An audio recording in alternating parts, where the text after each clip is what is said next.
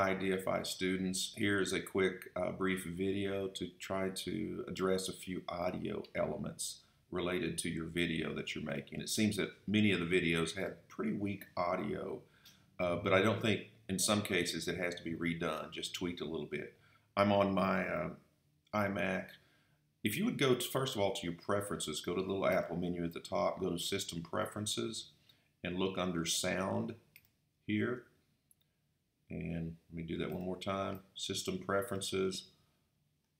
You can see there the little sound icon. And then you get this little box, and you can see that my input volume, make sure you go to input rather than output. I think the default is output. Go to input and notice the input volume if you have an internal microphone. It's actually better to have an external microphone, but don't go buy one or anything. You'll note it's set very nominally. As I speak, the high point, the peak of volume is about midway. If I would adjust that higher, it's going to take it a little higher than midway. I think for the best optimum quality, it's best to go past halfway. You certainly don't want it to peak out. Once it gets to these last 2 or 3, it can begin to distort. So set that to about the 3rd level and then call it good. And that's the first best thing you can do to enhance your audio, because the louder it is, the more you can control. It's easy to bring it down. You just don't want it to distort, clip out, and make that funny little scrappy sound that is bothersome. Now, I already made a little video. This is a video. I know it's like Photoshop, but if you play it, listen. And this part of the demo is simply for me. As you can see, that's fairly quiet. That was in the previous mode where it just had my audio input set to average in the middle. I pumped it up a little bit, and I'm going to show you how to enhance the audio. So I did this. I just did a screen capture. If you don't know how to do a screen capture, if you're in QuickTime on a Mac, that's the easiest. Just go to File, New Screen Recording, and then you can go from there. You guys have been doing this already. If you're using your phone or some other device to capture video, that's fine. As long as you got a video that we can bring into iMovie eventually is what I want to do. So I've got iMovie open, I think, somewhere. Let me find it.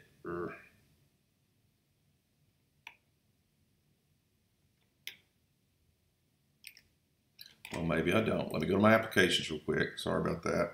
Here's iMovie. All right, it's not on my dock for some reason down here. So I've got iMovie open, and I'm going to show you how to edit in iMovie, although you can do this in Premiere or anything else that's a movie editor. If you're on a Windows machine, it can certainly even be something else.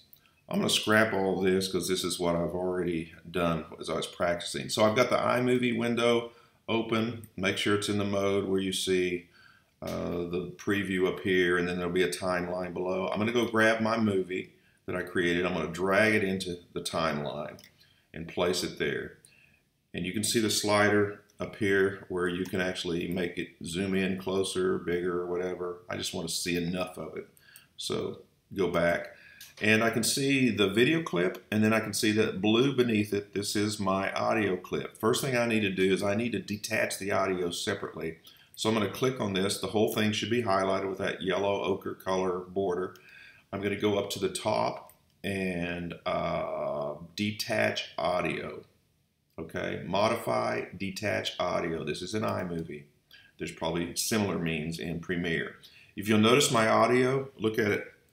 The graph, it's very below nominal. You know, it's not even halfway up there, but there's enough audio information to dictate. Now you can do this. You can simply mouse your cursor over that line and raise it up 400%. Now that doesn't necessarily equal to 4 times louder, but you can go ahead and raise that up if you like, and then just play a little bit. While I'm zoomed in, I've got my timeline here. I hit my space bar. Capture some audio along with some image. Let's go back to where it was at I think it was 100%. I can't get close there. Okay. Capture some audio along with some. Already in a marked improvement. But let's say I even wanted to do better than that.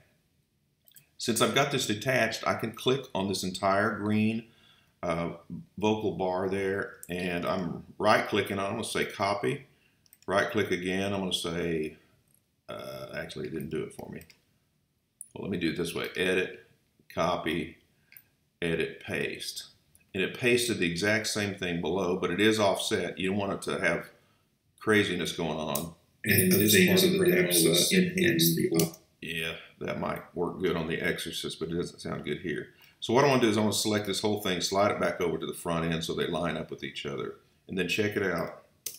And this part of the demo was simply for me to capture some audio. It is already quite improved.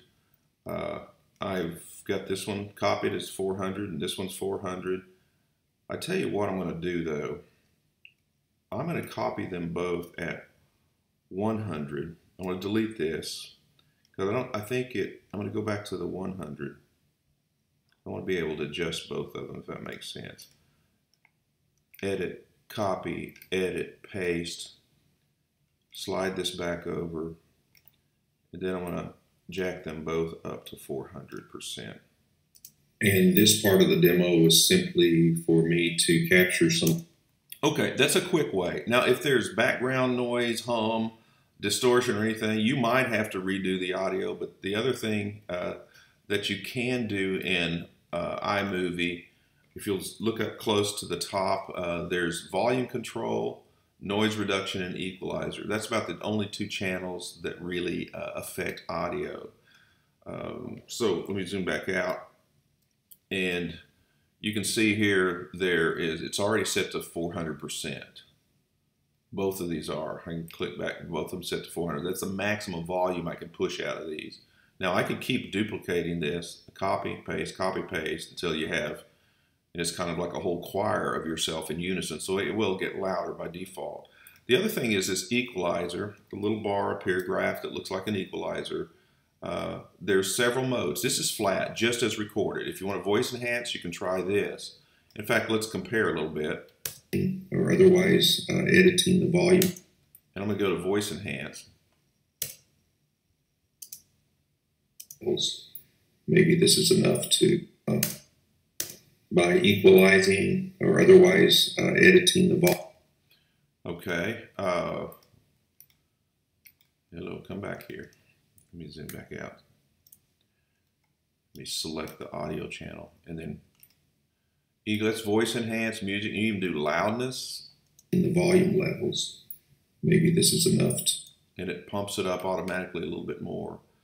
Bass boost. You can do the hum reduction as well. To make this happen. And see how these things, there's about 10 presets, so you can play with that. If you're kind of muddled and muffled sounding, the treble boost might be helpful. I think I have plenty of treble on here. Just to show you how to adjust the volume. So let me go back here and try the treble boost just to show you. Volume of things, and perhaps enhance the audio by. Yeah, I don't think I need it on mine. If you need to reduce it for some reason, you can use treble reduce. Doubling by equalizing. But what you lose on the treble reduction is you lose the T sounds, those little sharp edges that kind of help with enunciation. So just play with that like you would your stereo in your car if you had an equalizer or a sound system. But that's one look at audio. So maybe that will boost your courage to go explore the audio a little bit more.